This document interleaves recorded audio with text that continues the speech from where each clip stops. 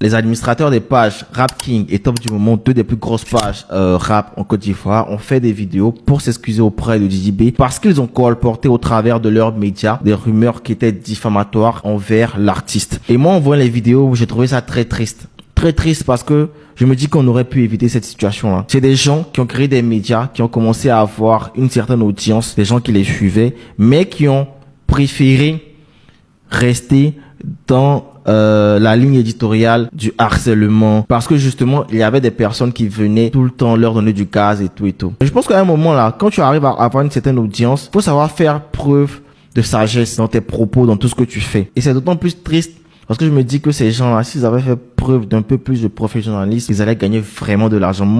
Si moi j'ai votre audience, les gars, vous allez vous jouer mal. Alors oui, les médias à buzz, il y en a plein dans le monde. Le plus important, c'est TMZ qui est très souvent derrière la révélation des plus grands scandales dans le milieu du showbiz, people aux États-Unis. Je me dis que Rap King et Top du Moment auraient pu justement rester dans cette ligne éditoriale d'être les médias de béret du rap ivoire. Ça allait être drôle, cool et tout. Et suite aux vidéos d'excuses, j'ai vu pas mal de personnes dire ouais, mais Didi B, pourquoi est-ce qu'il porte plainte? C'est pas bien ce qu'il fait, c'est lâche et tout et tout. Et moi, les personnes qui arrivent à justifier le fait qu'on diffame quelqu'un, qu'on colporte de fausses informations sur la personne, moi je vous vois en tchepo.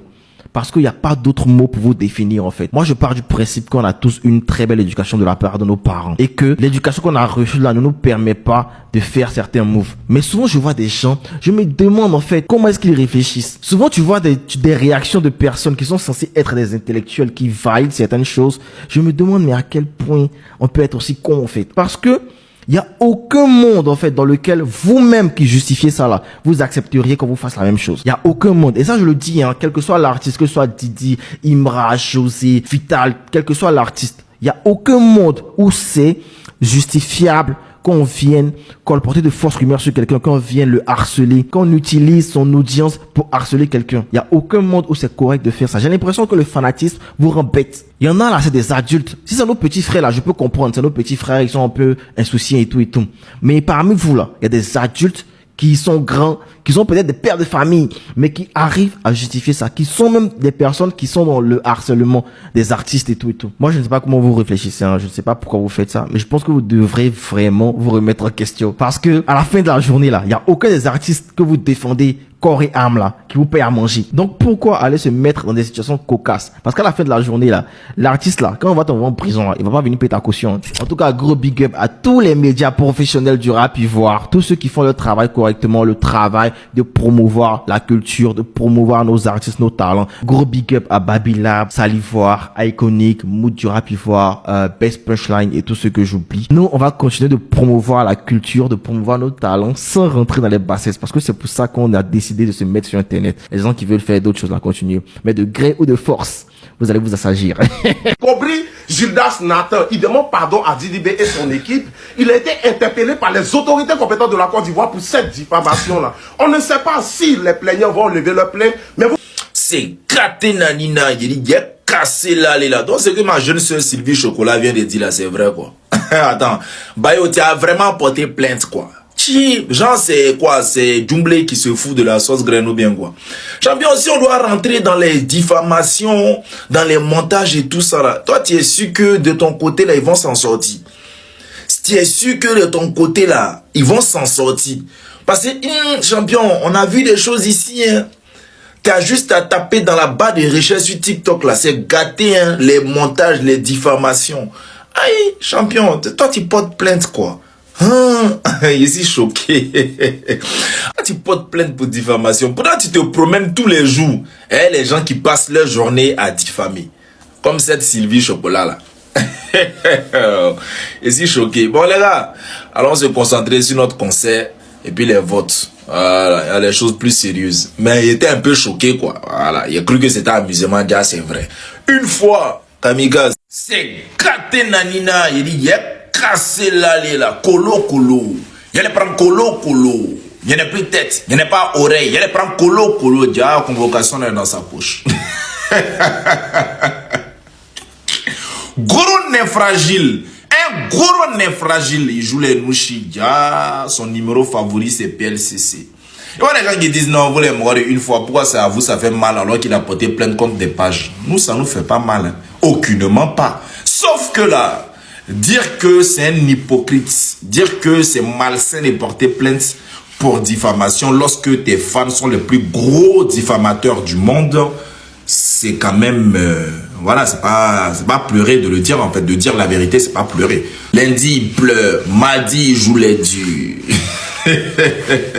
Serviette mouillée, hein, serpillère mouillée, poule mouillée. C'est la machette qui te connaît. Il a dit quoi dans son interview? Le gars, il est là, il vient comme ça, il fait ça. En pididi. Et puis après, on dit non, c'est Imra qui est méchant. Le méchant n'a jamais porté plainte contre quelqu'un ici. Toujours lui. Fano, Pajot, il met tout le monde en prison. Mais il vient dans ses sons. Faut rien là. Une fois, kamikaze. Ramos étant en France a acheté 4 tickets pour les fans. Et toi? Je me devais de répondre à ce commentaire-là. Nous sommes tous des fans du Chété. Tout le monde se cherche. Voilà. C'est pas parce que Ramos a acheté 4 tickets pour donner à des fans que tout le monde, nous qui sommes en France là, on doit acheter 4 tickets aussi pour vous partager. Mais comme que vous les morts de Babi là, vous aimez trop la facilité. Vous aimez trop gratuit. C'est toujours à vous on doit donner. Toujours c'est à vous on doit donner. Bon, nous-mêmes là, il y a Zénith de Paris ici là. Vous les morales qui êtes à Babi là-bas, vous avez acheté combien de tickets pour nous donner? Vous avez acheté combien de tickets pour nous donner? Quand on kiffe un artiste là, hein, tout le monde il a annoncé ça, ça fait des mois. Même si le plus petit ticket là c'est 10 000. Quand tu aimes quelqu'un là, tu sais que tu as envie de partir là. Tu vas coller, et puis tu vas te rendre au conseil. Tu vas avoir tes petites 10 000 quand tu te rends au conseil. Ne comptez pas si les gens à chaque fois, les gens qui doivent acheter. Mais les moments de Babi, tellement ils vous ont mis dans cette histoire de parrainage là, vous êtes habitués à ça. Quand il y a des conseils là, vous êtes calés, vous attendez, des gens encore acheter, vont venir vous partager, vous allez partir. C'est-à-dire que vous ne faites pas informer pour de votre propre poche pour soutenir un artiste. Moi, c'est pas dans ça là. Hein. Voilà, allez chez Ramos, ça va vous donner votre ticket là. Ne comptez pas sur moi. Hein. Voilà. Moi, il y a mon Zénith de Paris qui est là. Achetez ticket aussi pour me donner. Côte d'Ivoire est jolie que France. Côte d'Ivoire est jolie que France. Côte d'Ivoire est jolie que France. 1000 fois. Nous, et puis France même là. France même là. Ça peut même nous sommes colonisés. Hein. Sinon, et puis nous, il y a un match.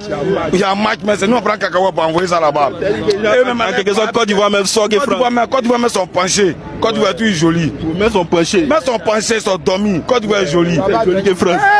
C'est joli que France, c'est ça très parlé, c'est Côte d'Ivoire jolie que France. Tu n'as pas dit ça colo. C'est ça très parlé, Côte d'Ivoire jolie que France. Côte d'Ivoire jolie que France. Côte d'Ivoire jolie que France, 1000 fois. Mais tu te bats sur quoi? Je me bats sur tout parce que le pays travaille. Et puis l'argent circule. C'est lent, mais c'est pas le retard. Voilà. C'est pas le retard. Mais c'est pas le retard. Je parle à toi, mais je m'adresse pas à toi.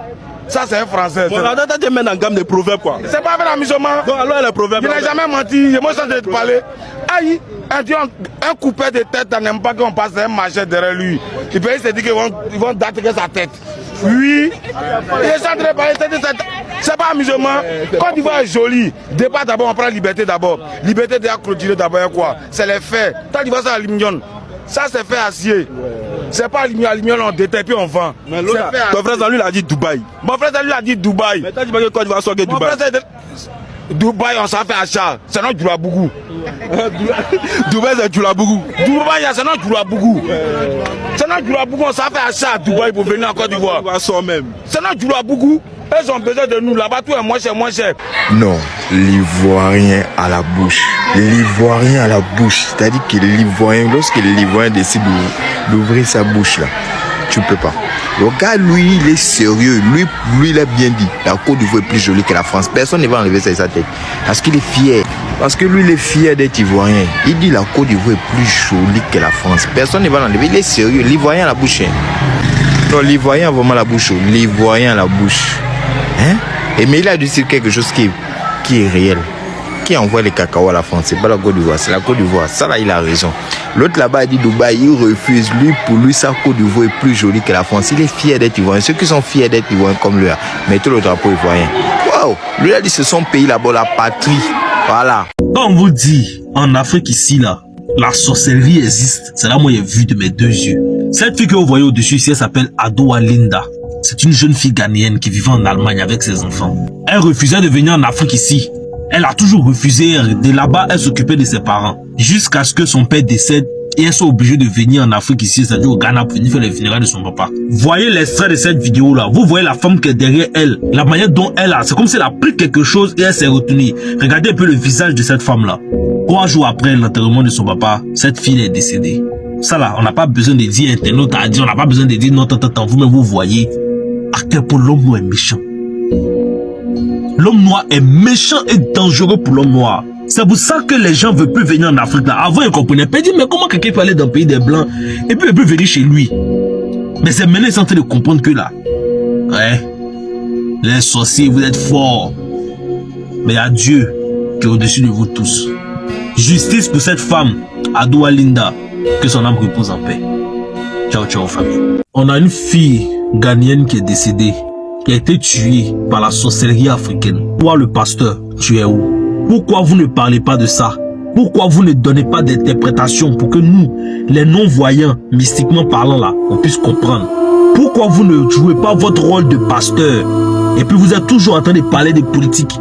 Toujours c'est vous qui avez vu des révélations sur la guerre dans notre pays, sur la mort en Côte d'Ivoire, la souffrance des populations ivoiriennes. Mais on a besoin de vous pour interpréter ça dans vos pas. L'affaire de la santé des partis comme ça. Hein. Vous êtes où? On a une femme qui a mis la main sur le dos de sa camarade femme vers la colonne vertébrale, qui a fait comme ça. Et elle s'est retournée avec quelque chose. Qu'est-ce qu'elle s'est retournée avec ça? C'est quoi? Expliquez-nous. Venez nous dire pour qu'on puisse comprendre. Parce que c'est votre rôle de lutter contre ce genre de choses-là. Mais vous êtes où? On vous voit pas, non? On vous voit pas, non? Vous êtes où? Il n'y a pas de drap, c'est déjà bon. Il n'y a pas de drap. Ne venez pas regarder à faire ça là. Hein. Restez là dans vos trucs, traitez de mentir à longueur de journée, ne finissez pas. Même pas sérieux.